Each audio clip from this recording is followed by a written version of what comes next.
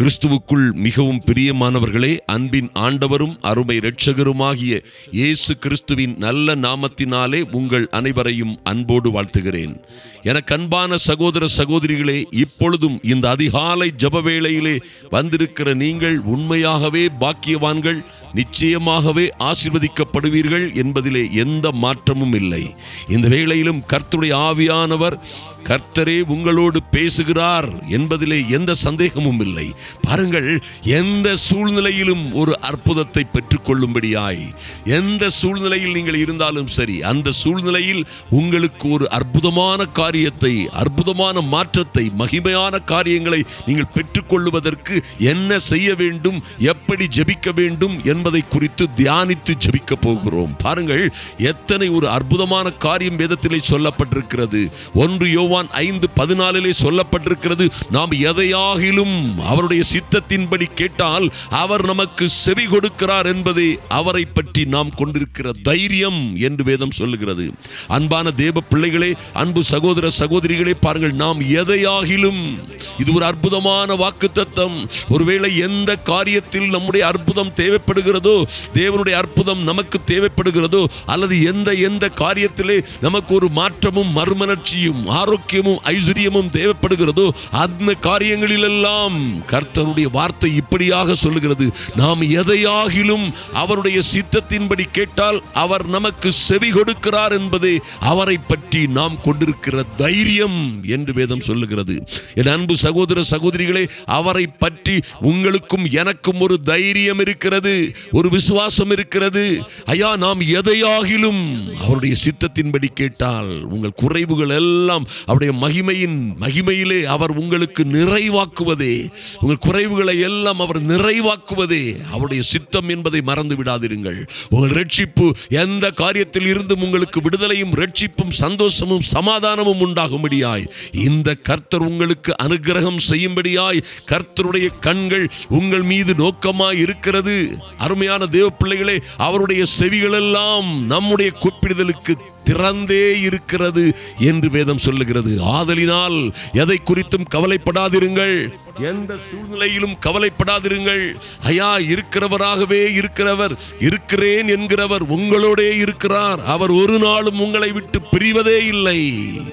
உலகமும் அதன் இச்சையும் ஒளிந்து போம், தேவனுடைய சித்தத்தின்படி செய்கிறவனோ என்றென்றும் நிலைத்திருப்பான் என்று வேதத்திலே சொல்லப்பட்டிருக்கிறதே. அப்படியாய் நிச்சயமாய் ஆச்சரியமாய் அதிசயமாய் நீங்கள் விரும்பின காரியங்களிலே ஒரு அற்புதம் நடக்கும். நீங்கள் அற்புதங்களை பெற்றுக்கொள்ளுவீர்கள். அது உங்களுடைய வாழ்க்கையிலே எந்த சூழ்நிலையாய் இருந்தாலும் சரி, எத்தனை பாடுகள் உபத்திரவங்களோட நீங்கள் கடந்து வந்தாலும் சரி, ஒருவேளை ஏதோ பெரிய நெருக்கடியிலே எங்கோ ஒரு சிக்கலிலே நீங்கள் அகப்பட்டு இருந்தாலும் சரி, அல்லது நீங்கள் இரவு முழுவதும், வாழ்நாள் முழுவதும் இரவு பகலாய் நீங்கள் பிரயாசப்பட்டும் ஒன்றும் அகப்படாமல் இருக்கிற சூழ்நிலையில் இருந்தாலும் சரி, ஐயோ திடீரென அந்த கானாவூர் கல்யாண வீட்டிலே ரசம் தீர்ந்து போனது போல ஒரு சிக்கலான சூழ்நிலையிலே நீங்கள் இருந்து கொண்டிருந்தாலும் சரி, கடனும் அல்லது கஷ்டமும் நஷ்டமும் உங்களை வேதனைப்படுத்தி மரணத்தின் ஓரத்திற்கே உங்களை கொண்டு செல்லுகிற ஒரு சூழ்நிலையிலே இருந்தாலும் சரி, நீங்கள் அற்புதங்களை பெற்றுக்கொள்ள ஒரு ஆச்சரியமான வழி இருக்கிறது. நமக்கு ஒரு தைரியம் இருக்கிறது. அது பாருங்கள், நாம் எதையாகிலும் அவருடைய சித்தத்தின்படி கேட்டோமானால் அவர் நமக்கு செவி கொடுக்கிறார் என்பதே அவரை பற்றி நாம் கொண்டிருக்கிற தைரியம். அருமையான தேவ பிள்ளைகளே, நிச்சயமாக பாருங்கள், லூக்கா 5ஆம் அதிகாரத்திலே அற்புதமான ஒரு காரியம் சொல்லப்பட்டிருக்கிறது. அவர்கள் முழுவதும் பிரயாசப்பட்டு சீசர்கள் ஒன்றும் அகப்படாத சூழ்நிலையிலே கர்த்தர் அவர்களை சந்திக்கிறார். அவங்க சொல்றாங்க, அதற்கு சீமோன், ஐயரே, முழுவதும் நாங்கள் பிரயாசப்பட்டும் ஒன்றும் அகப்படவில்லை.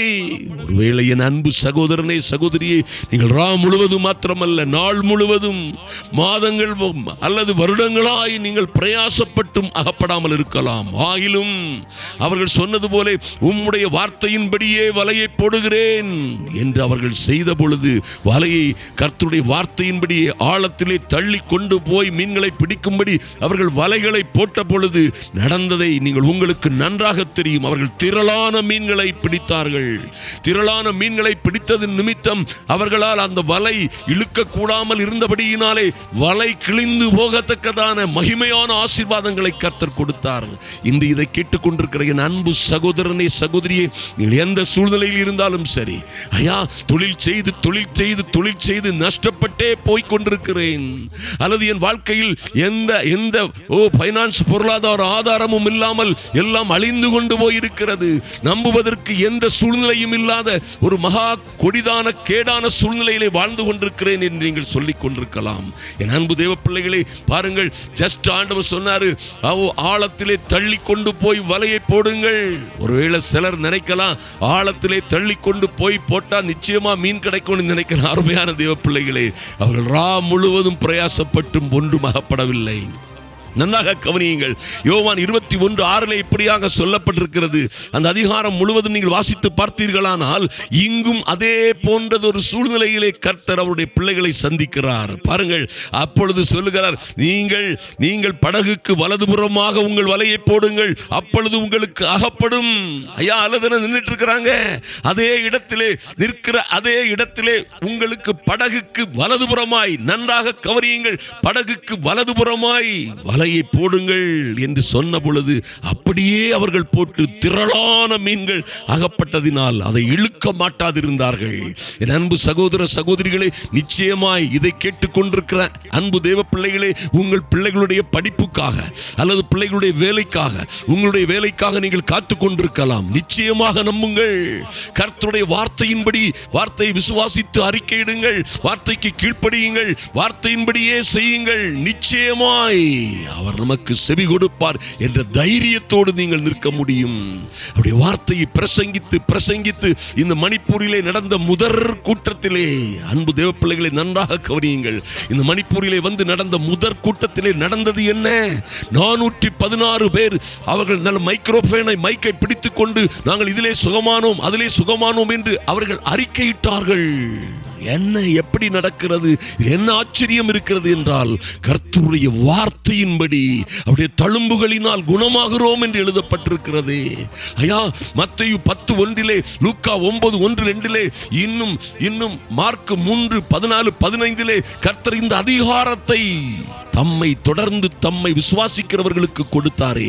அந்த நம்பிக்கையிலே நாம் ஜெபிக்கும் பொழுது நிச்சயமாய் எல்லா வியாதிகளும் கட்டுகளும் பிசாசின் உபத்திரவங்களும் நீங்கி ஜனங்கள் சுகமடைகிறதை காண்கிறோம். அன்பு தேவ பிள்ளைகளை பாருங்கள், திரளான மீன்கள், மறைந்து விடாதிருங்கள், இழுக்க மாட்டாத மீன்கள். யாராவது நம்புவார்களா? 416 மிராக்கிள்ஸ் மைக்க பிடிச்சு ஜனங்கள் சாட்சி சொன்னாங்கன்னா நம்ப முடியுமா?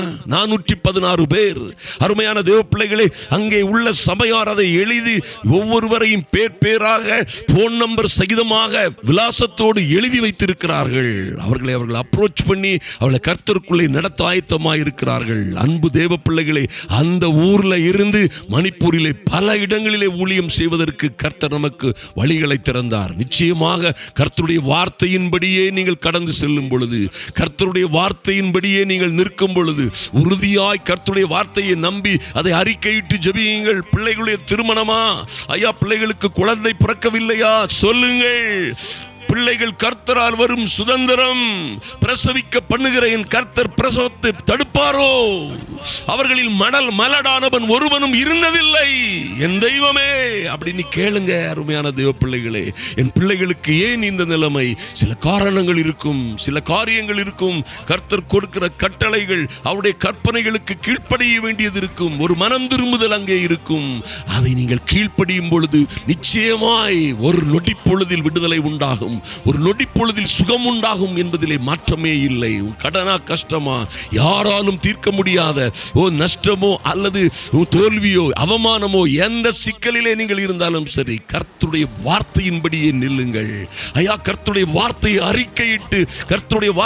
அறிக்கையிட்டு ஜெபித்து விடுதலையை, சுகத்தை, ஆரோக்கியத்தை, நீங்கள் விரும்புகிற ஐஸ்வரியத்தை, மேன்மையை, வெற்றியை, மகிமையை பெற்றுக் கொள்ளுங்கள். என் அன்பு தேவ பிள்ளைகளே, நிச்சயமாய் இந்த பிரமாணத்திற்கு எதிரான பிரமாணம் ஒன்றுமே இல்லை. இது நிச்சயமாய் உங்கள் அற்புதங்களை பெற்றுக்கொள்வதற்கு ஒரு அற்புதமான ரகசியம் என்பதை மறந்து விடாதிருங்கள். நடக்கலையா, அது ஏன் நடக்கலை என்று நிதானித்து பாருங்கள். அதற்கும் தேவனுடைய வசனத்தை தேடுங்கள். ஐயா, எனக்கு ஏன் இந்த ஆசீர்வாதம் இன்னும் வரவில்லை, ஏன் என் பிள்ளைக்கு இன்னும் இந்த ஆசீர்வாதம் வரவில்லை, நன்றாக ஆராய்ந்து பாருங்கள். தவறு அவர் மீது அல்ல. அவர் அற்புதங்களை செய்வதற்கு எப்பொழுதும் ஆயத்தமாக இருக்கிறார். இந்த உலகம் முழுவதும் ரட்சிக்கப்படவும் ஆதரிக்கப்படவும், இந்த உலகம் முழுவதும் விடுவிக்கப்படவும் சுகமடையவும் தன்னை தான் கல்வாரி சிலுவையிலே கொடுத்தவர் உங்களை நிச்சயமாய் சுகமாக்குவதற்கும் விடுவிப்பதற்கும் உங்களை ரட்சிப்பதற்கும் உங்கள் பிள்ளைகளுக்கு உங்களுக்கு வேண்டிய எல்லா நன்மைகளையும் கொடுப்பதற்கும் அதிலே மகாபெரிய அற்புதங்களை செய்யவும் அவர் ஆவல் உள்ளவராய் இருக்கிறார். அந்த கானாவூர் கல்யாண வீட்டிலே ரசம் குறைவுபட்ட பொழுது அங்குமிங்கும் ஓடி திரிந்தார்கள். அருமையான தாயார் அந்த மரியன்னை போய் ஐயாவிடம் நம்முடைய ஆண்டவரிடம் கேட்ட பொழுது அவர் சொன்ன வார்த்தையின்படி அந்த அம்மா வந்து அவங்கள்ட்ட சொல்றாங்க, அவர் என்ன உங்களுக்கு சொல்லுகிறாரோ, இயேசு உங்களுக்கு என்ன சொல்லுகிறாரோ அதன்படி செய்யுங்கள் என்று அந்த அம்மா சொல்றாங்க. இவர்களும் வேலைக்காரர்களும் மற்றவர்களும் வீட்டார்களும் கர்த்தர் என்ன சொன்னாரோ அதன்படியே செய்தார்கள். மகாபெரிய அற்புதத்தை பெற்றுக் கொண்டார்கள். இப்பொழுது நாம் செபிப்போம். எங்கள் அன்பின் பரலோக பிதாவே, உம்மை நன்றியோடு நோக்கி பார்க்கிறோம் சுவாமி. அப்பா, உம்முடைய வார்த்தையின்படியே வருகிறோம் ராஜா. எங்கள் பிள்ளைகளின் திருமண காரியத்திற்காக உம்முடைய சமூகத்திலே நிற்கிறோம். உம்முடைய வார்த்தையின்படியே தேவனாகிய கர்த்தர் உம்முடைய பிள்ளைகளை பலுகவும் பெருகவும் செய்கிறவர். ஆமென் ஆண்டவரே, உம்முடைய பிள்ளைகளை ஆணும் பெண்ணுமாக மனிதன் தனிமையாய் இருப்பது நல்லதல்ல என்று அவனுக்கு ஏற்ற துணையை உண்டு பண்ணின தேவன். பிள்ளைகளுக்கு ஏற்ற துணையை கொண்டு வரும்படியாய் உம்முடைய தூதர்கள் கடந்து செல்லும்படியாய் ஜெபிக்கிறோம் சுவாமி. நன்றி செலுத்துகிறோம் ராஜா. பிள்ளை பேறு இல்லாத பிள்ளைகளுக்கு கர்த்தரால் வரும் சுதந்திரம் உண்டாகும்படியாய் பிரசவிக்க பண்ணுகிற நீர் பிரசவிக்க செய்யும்படியாய் ஜெபிக்கிறோம் சுவாமி. ஆசீர்வதிக்கவே ஆசீர்வதித்து மேன்மைப்படுத்துவேன் நீ சொன்னீங்களே சுவாமி. பெருகவே பெருக பண்ணுவேன் என்று சொன்ன உம்முடைய வார்த்தைகளின்படியே இந்த அருமையான சகோதர சகோதரிகள் வாழ்க்கையிலே அற்புதங்கள் நடப்பதாக என் இயேசுவின் நாமத்தினாலே நாங்கள் கேட்டுக்கொண்டபடியே ஐயா, இழுக்க மாட்டாத திரளான மீன்களை கண்டார்களே. ஓ, வலை கிழிந்து போகத்தக்கதான திரளான மீன்கள். ஓ லார்ட், இவர்கள் போட படகுகள் அமிழ்ந்து போகத்தக்கதாக திரளான மீன்கள், தங்கள் நண்பர்களையும் அழைத்து அவர்கள் படகுகளையும் நிரப்பத்தக்கதான மீன்கள், அப்படியாய் கொத்த அற்புதமான ஆசீர்வாதங்களை உங்கள் பிள்ளைகளுக்கு கொடுக்கும்படியாய் கர்த்தர் இவர்களை ஆதரித்து மேன்மைப்படுத்தும்படியாய் என் தெய்வமே உம்முடைய சமூகத்திலே ஒப்புக் கொடுக்கிறோம். கர்த்தர் பெரிய அதிசயமான அற்புதமான காரியங்களை பிள்ளைகளுடைய வாழ்க்கையிலே செய்து பிள்ளைகளை நிலைநிறுத்துவீராக. இன்று ஒரு அற்புதம் நடக்கட்டும். சுகம், விடுதலை, ஆரோக்கியம், ஐஸ்வர்யம் உண்டாகட்டும்.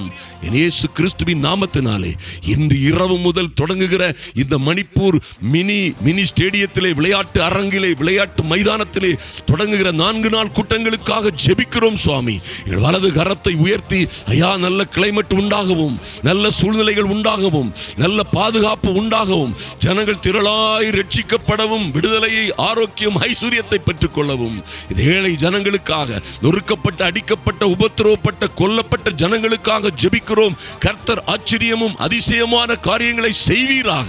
இதற்காக உடன் ஜெபிக்கிற ஒவ்வொரு சகோதரிகளையும், இதை அநேகருக்கு ஷேர் பண்ணுகிற என் அன்பு சகோதர சகோதரிகளை கர்த்தர் ஆசீர்வதித்து மேன்மைப்படுத்துவீராக. நாமம் மாத்திரம் மகிமைப்படட்டும். இயேசு கிறிஸ்துவின் நல்ல நாமத்தினாலே பிதாவே, ஆமேன், ஆமேன். அவருடைய சித்தத்தின்படி எதையாவது கேட்டால் அவர் நமக்கு செவி கொடுக்கிறார் என்பதே அவரை பற்றி நாம் கொண்டிருக்கிற தைரியம். உங்கள் நம்பிக்கையும் விசுவாசமும் தைரியத்தையும் விட்டு விடாதிருங்கள். அது ஒரு நாளும் தொற்று போகாது. நீங்கள் வாழ்ந்து சிறந்திருப்பீர்கள்.